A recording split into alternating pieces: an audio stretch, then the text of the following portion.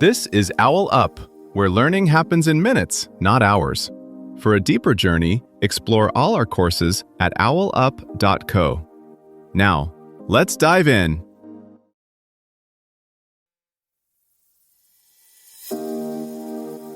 Welcome back to Chapter 2 of our series, The Evolution of Pensions. In this episode titled, The Industrial Revolution and Birth of Modern Pensions, we'll explore how the rapid changes of the Industrial Revolution created a pressing need for pension systems.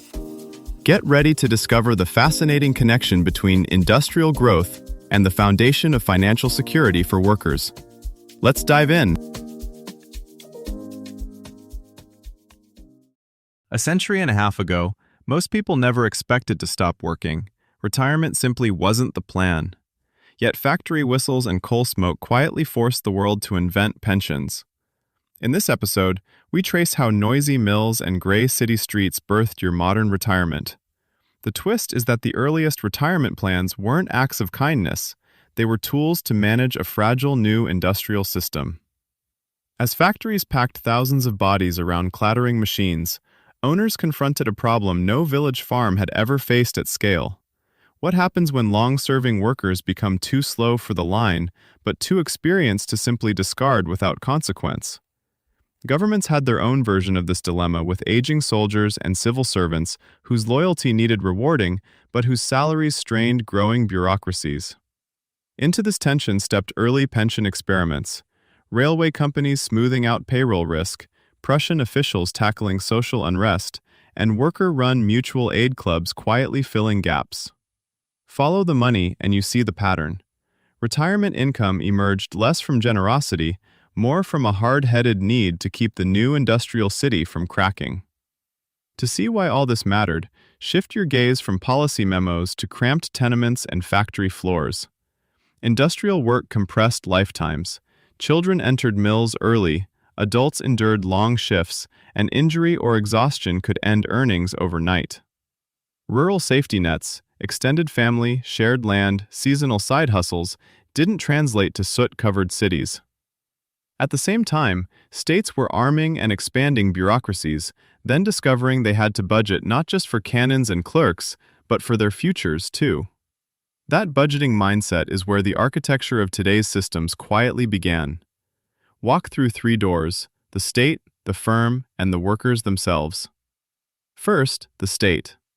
Long before broad old age coverage, governments quietly built promises around people they directly controlled.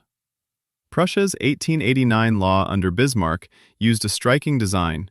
Mandatory contributions from workers, employers, and the state funneled into a national system that only paid out at 70. On paper, many contributors would die before claiming. In practice, those who survived into their 60s often reached 70 and collected. This was less a generous giveaway and more an attempt to lock workers into the new national economy and undercut radical politics.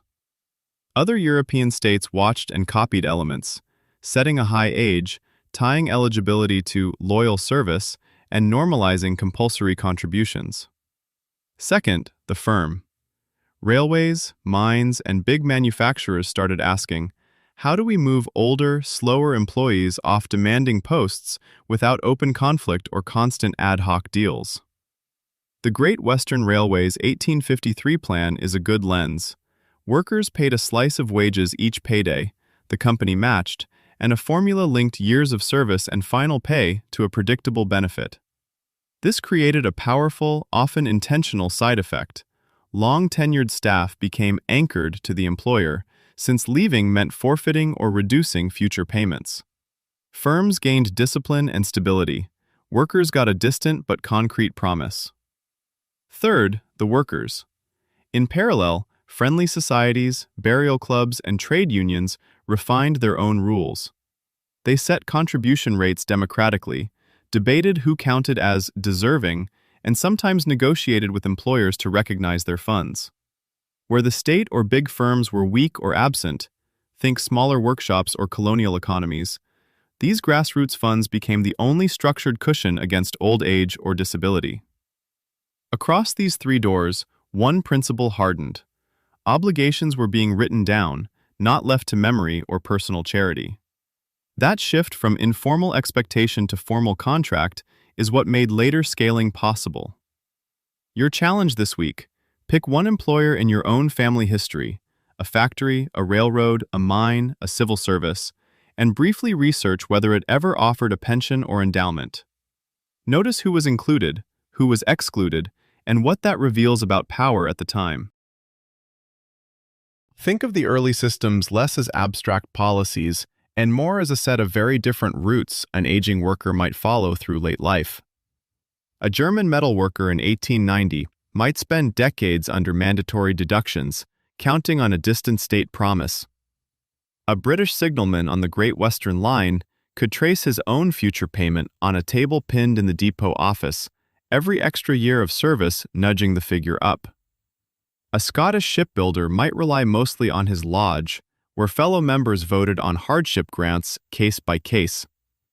Cross the Atlantic, and a clerk at a big U.S. insurer in the 1920s might enjoy a relatively secure corporate promise, while a laborer on the same city's docks faced nothing written at all. These paths coexisted, overlapped, and sometimes collided. When a worker moved jobs or countries, earlier rights might vanish. The patchwork, not any single model, is what quietly trained societies to expect old age support as something that could be claimed, contested, and improved. Factories no longer define every career. Platforms, short contracts, and gig apps scatter people across many paymasters, reviving an old question: who holds responsibility when age or illness cuts earning power? Some cities now test benefit wallets that follow workers like a passport stamp, while others debate automatic savings that switch on with any income, however small.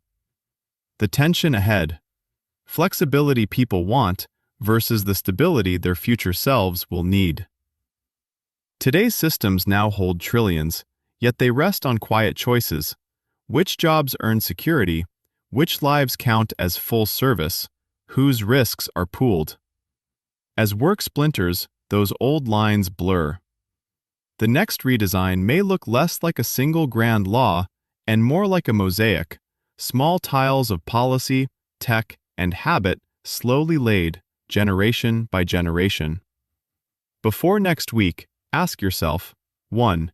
If I suddenly had to rely on my old age income the way 19th century factory workers relied on early pensions, what specific sources, employer plan, state pension, personal savings, would actually be there for me, and how much would each likely provide?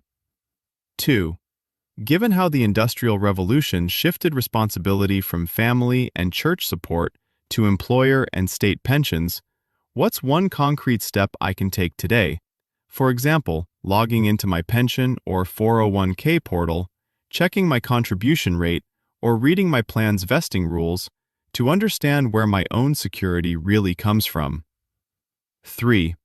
If my current job disappeared like some of those early industrial roles, would my pension or retirement savings follow me? And what exact action can I take today to make them more portable or diversified? This was OwlUp, your daily step forward. This series continues with more chapters on OwlUp.co. Visit OwlUp.co to access the complete course and continue your learning journey. See you there!